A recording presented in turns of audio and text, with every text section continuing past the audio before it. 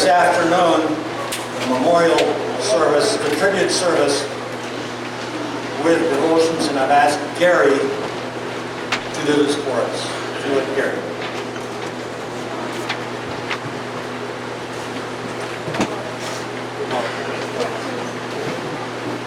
There are two selections that I have chosen to read that have to do with why we're here, or something very similar. First one, section I'm going to read, is from Joshua,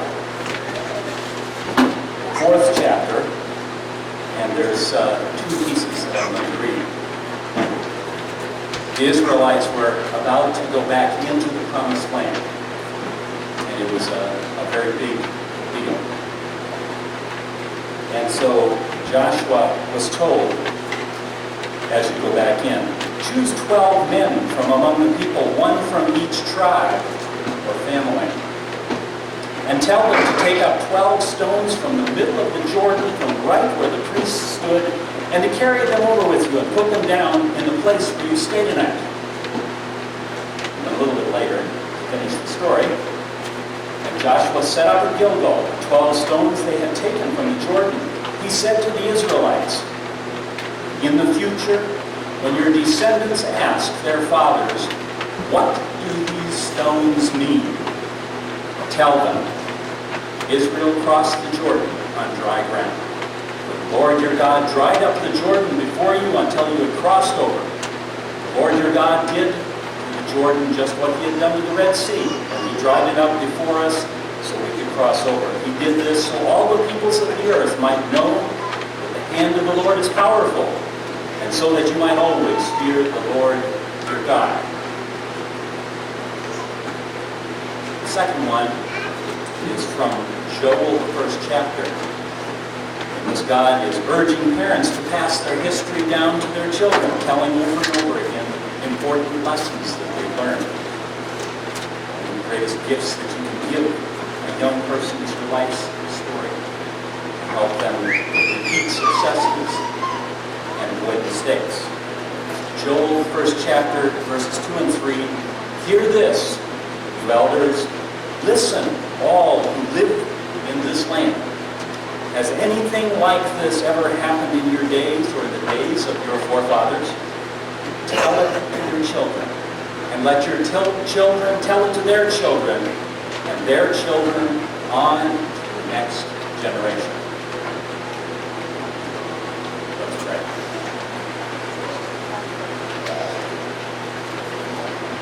You all have your song sheets with you. The very first one, beautiful Savior, beautiful creation.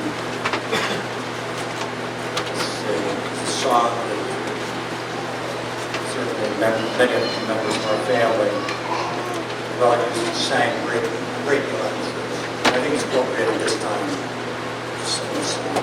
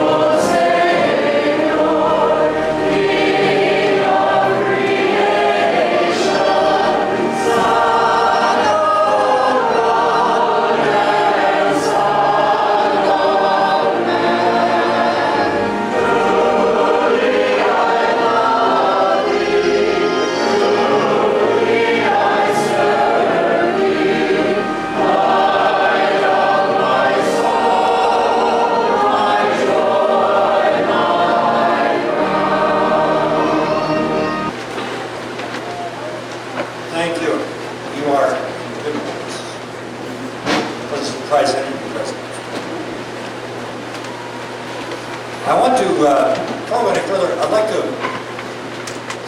make a couple of recognitions if I could, please. First of all, and this certainly should take precedence over all, that we have Myrtle here this afternoon. She's, of course, the matriarch of the Klukken family. She's 85 years old. She's with us this afternoon. I think it would be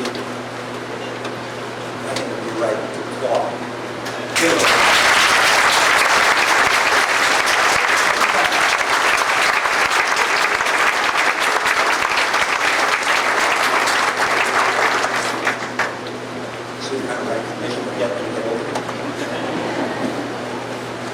Next reunion. Also, I think it's appropriate to recognize the committee that worked on this thing. You don't realize it, but they did a great deal of work. You come and you enjoy all this. And there's women that really did a lot of it. And I want to recognize them. Dolores.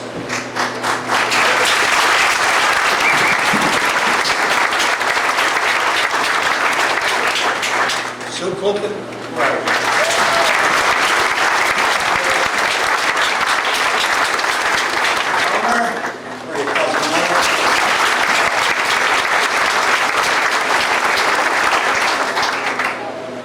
Betty.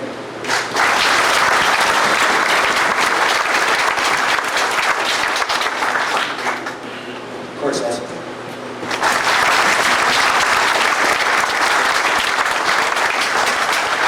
Bernice.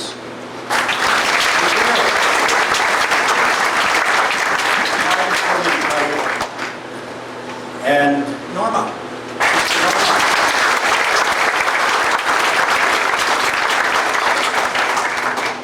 Remember what they said in Arlington? Start George. Well done. Nice.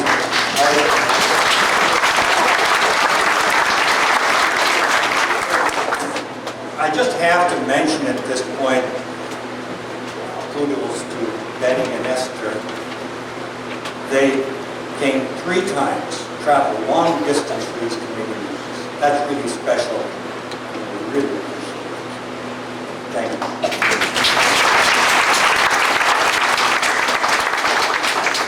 Typical Klukkens, no one recognizes.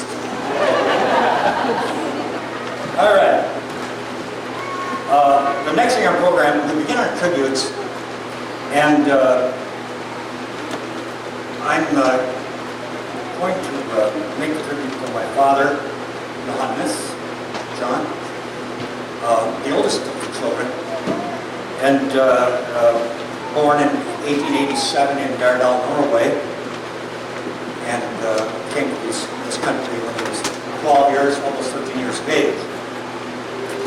But the tribute is not for him in this memorial service, it's for those who have passed on. So what I'm going to do is I'm just going to recite the names of the John Klukken family who are no longer with us. And as you see through the succeeding families, so we began with John, and my mother Helga, and my brother Philip, my brother Joseph, and a sister, Ruth Orient. Some of you probably not aware of her, but my older sister, passed away in 1924. 2 baby brothers. You may have thought I was the youngest boy in the family, but I did have 2 younger brothers. They did not get divorced. Then my wife Jeanette is gone, Stephen and Andrew.